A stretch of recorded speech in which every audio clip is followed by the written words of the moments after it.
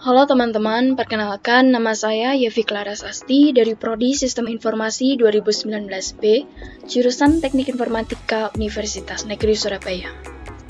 Dalam video ini saya akan mempraktikkan dan menjelaskan sedikit tentang jaringan wireless. Tujuan dari praktikum ini adalah untuk mengetahui penggunaan jaringan wireless, mengetahui metode autentikasi keamanan di jaringan wireless, dan mensimulasikan jaringan wireless dengan Cisco Packet Tracer. Wireless adalah jaringan nirkabel menggunakan gelombang radio, seperti ponsel, televisi, radio, dan wifi laptop. Bahkan, komunikasi melalui jaringan wireless sangat mirip dengan komunikasi radio dua arah. Cara kerja jaringan wireless yang pertama adalah adaptor wireless komputer menerjemahkan data menjadi sinyal radio dan mengirimkan atau memancarkan menggunakan antena. Kemudian, router wireless menerima sinyal dan melakukan decode data. Router mengirimkan informasi ke internet koneksi kabel Ethernet dan terhubung ke komputer penerima. Wireless Internet adalah layanan internet yang dapat diakses tanpa koneksi kabel fisik ke komputer menggunakan internet. Layanan internet wireless umumnya disediakan oleh penyedia layanan internet melalui router wireless atau secara lokal melalui penggunaan router wireless yang terhubung ke kabel atau modem DSL di rumah atau di kantor. Pada jaringan wireless terdapat 3 buah komponen yang dibutuhkan untuk mengirim dan menerima data. Yang pertama ada sinyal radio, yang kedua ada format data, dan yang ketiga adalah struktur jaringan. Saat akan mengirimkan data, ketiga komponen tersebut akan berfungsi sebagai alat yang merubah data digital menjadi sinyal radio. Pada saat menerima data, ketiga komponen tersebut akan berfungsi sebagai alat yang merubah sinyal radio menjadi data digital. Macam-macam keamanan jaringan wireless. Yang pertama ada WPA-PSK atau Wi-Fi Protected Access Free Shared Key, yaitu pengamanan jaringan nirkabel dengan menggunakan metode WPA-PSK jika tidak ada autentikasi server yang digunakan. Dengan demikian, akses point dapat dijalankan dengan mode WPA tanpa menggunakan bantuan komputer lain sebagai server. Kemudian yang kedua ada WEP atau Wide Equivalent Privacy atau Shared Key, adalah suatu metode pengamanan jaringan nirkabel, disebut juga dengan Shared Key Authentication, yaitu metode autentikasi yang membutuhkan penggunaan WEP. Enkripsi WEP menggunakan kunci yang dimasukkan oleh administrator ke klien maupun access point.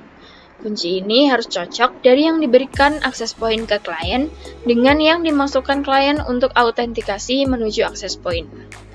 Kemudian yang ketiga ada WPA atau Wi-Fi Protected Access, yaitu suatu sistem yang juga dapat diterapkan untuk mengamankan jaringan nirkabel. Metode pengamanan dengan WPA ini diciptakan untuk melengkapi dari sistem yang sebelumnya, yaitu WEP.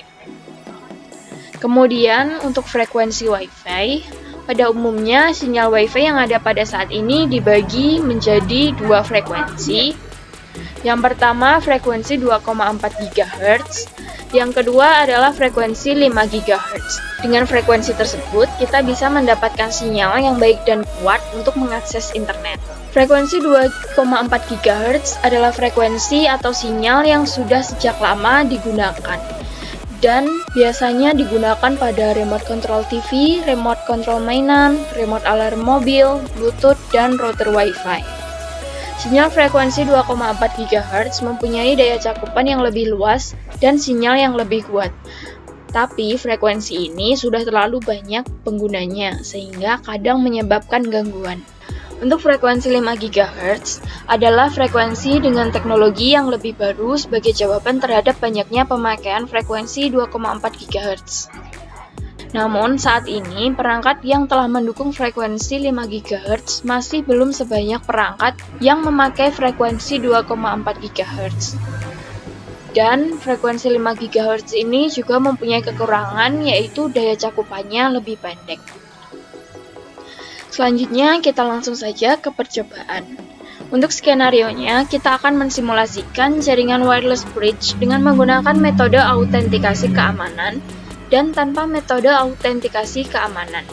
Untuk AP1 atau access point 1 akan menggunakan autentikasi keamanan WPA2PSK. Sedangkan untuk AP2 atau access point 2 tanpa autentikasi keamanan. Dan untuk setting IP-nya menggunakan static. Langkah percobaan yang pertama, buatlah skema jaringan seperti gambar di atas. Oke, langsung saja kita buat jaringannya. Yang pertama kita sediakan switch. Kemudian 2 access point, 1 laptop, dan 1 smartphone. Langkah percobaan kedua, setting AP1 pada port 1 dengan SSID AP1, channel 1, dan metode autentikasi keamanan WPA2PSK dengan password sebagai berikut. Kita setting access point yang pertama dengan klik config, lalu pilih port 1. Untuk SSID kita ganti menjadi AP1. Untuk channelnya adalah 1, dan metode autentikasinya kita pilih WPA2PSK dengan password 12345678. Jangan lupa portnya kita on-kan agar nanti bisa digunakan. Kita close, lanjut ke langkah ketiga, setting AP2 pada port 1 dengan SSID AP2, channel 6, dan tanpa menggunakan metode keamanan. Kita setting untuk access point yang kedua pada port 1. Untuk SSD-nya kita ketikkan AP2. Channelnya adalah 6, jadi tidak perlu kita ubah. Kemudian tanpa menggunakan metode keamanan sehingga autentikasinya kita pilih disabled. Jangan lupa untuk on-kan portnya agar nanti dapat digunakan. Kemudian kita sambungkan access point ini ke switch agar nanti bisa terhubung dan bisa saling tersambung. Kita lanjut ke langkah keempat, setting laptop pada wireless 0 dengan SSID AP1. Metode autentikasi keamanan WPA2PSK dengan password sebagai berikut dan IP address sebagai berikut. Kita setting laptop dengan klik config. Nah, di sini untuk interface-nya adalah masih fast Ethernet 0. Belum wireless 0 seperti yang diminta. Untuk itu kita ke physical. Lalu kita nonaktifkan atau matikan laptopnya dengan mengklik tombol power sampai lampu indikator yang berada di bawahnya ini mati. Nah, kemudian kita pindahkan bagian yang ini ke dalam kuning-kuning ini. Kemudian klik WPC 300N. Lalu kita ambil part ini dan masukkan ke dalam bagian yang tadi. Kemudian kita nyalakan laptopnya dengan mengklik tombol power sampai ada lampu indikasi menyala. Seperti ini. Lalu kita cek di config dan sudah tersedia wireless 0. Di sini untuk SSID-nya kita isikan AP1 seperti yang diperintahkan.